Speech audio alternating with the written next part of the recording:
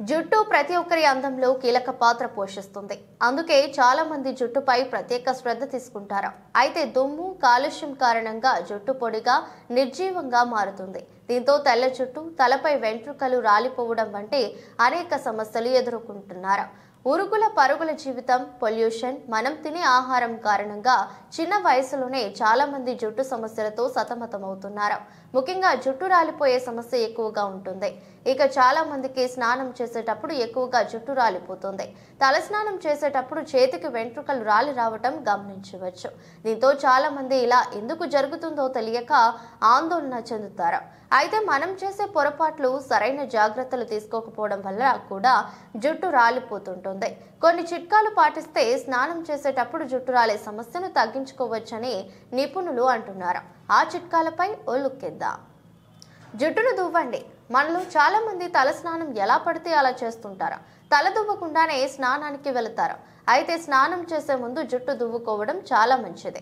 దీనివల్ల వెంట్రుకలు చిక్కుళ్ళు పోయి హెయిర్ బ్రేక్ కాకుండా ఉంటుంది. తల దువ్వుకోకపోవడం వల్ల జుట్టు బ్రేక్ అయ్యే ప్రమాదం ఉంది. తల స్నానానికి ముందు జుట్టు దువ్వుకుంటే హెయిర్ ఫాల్ ఆగిపోతుందని నిపుణులు చెప్తున్నారు. గోరువెచ్చని నీరు. చాలా మంది తెలుసో తెలియక తలస్నానానికి వేడి నీటిని ఉపయోగిస్తారు. వేడి నీటితో స్నానం చేయడం వల్ల రిలాక్స్ గా అనిపించవచ్చు. అయితే ఇలా చాలా కాలం పాటు వేడి నీళ్లతో తలస్నానం చేయడం వల్ల జుట్టు రాలే సమస్య ఎక్కువగా ఉంటుందని నిపుణులు చెప్తున్నారు. జుట్టు పొడిగా మారి దురద కూడా వచ్చే అవకాశం ఉంది. అందుకే గోరువెచ్చని నీటితో లేదా చల్లటి నీళ్లతో స్నానం చేయడం వల్ల ఈ సమస్యను చాలా వరకు తగ్గించుకోవచ్చని ఎక్స్పర్ట్స్ చెప్తున్నారు. షాంపూ. ఇక తలస్నానానికి ఉపయోగించే షాంపూ విషయంలో కూడా చాలా మంది తప్పులు చేస్తుంటారు. షాంపూను చాలా మంది తలకు అప్లై చేసుకుంటారు. అయితే ఇలా చేయడం కరెక్ట్ పద్ధతి కాదంటున్నారు నిపుణులు.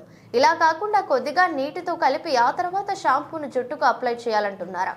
ఇలా చేయడం వల్ల షాంపూ గాఢత తగ్గి జుట్టు రాలిపోయే సమస్య తగ్గుతుందంటున్నారు. మసాజ్. తలస్నానానికి ముందు హెడ్ మసాజ్ చేసుకోవడం మంచిది. దీనికోసం ఏదైనా నూనె, కొబ్బరి నూనె, ఆలివ్ నూనె, ఆముదం, ఆవాల నూనె, బాదం నూనెను గోరువెచ్చగా చేసుకుని జుట్టుకు అప్లై చేసుకోవాలి. ఆ తర్వాత సర్క్యులర్ మోషన్ లో మర్దన చేయాలి. ఇలా మసాజ్ చేయడం వల్ల కుదుర్లకు రక్త ప్రసరణ మెరుగుపడుతుంది. దీంతో జుట్టు బలంగా మారి రాలిపోయే సమస్య తగ్గుతుంది. కండిషనర్. షాంపూతో తలస్నానం చేసిన తర్వాత కండిషనర్ వాడాలి.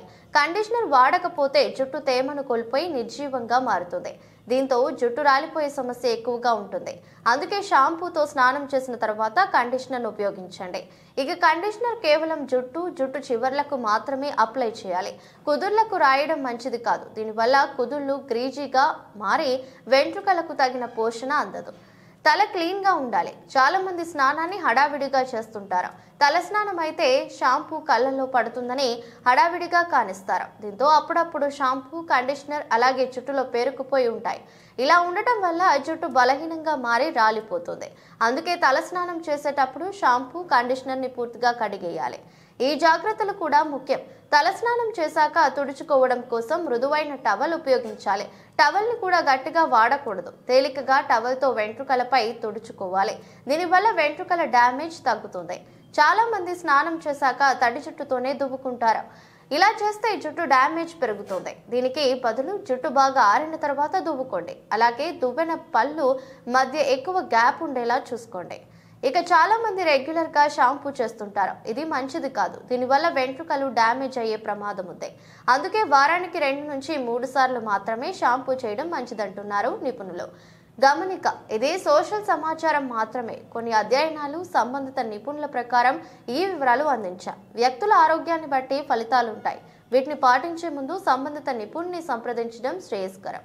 అలాగే హెల్తీ లైఫ్ స్టైల్, సరైన ఆహారం కూడా తీసుకోవటం మీ ఆరోగ్యానికి ఎంతో మేలు.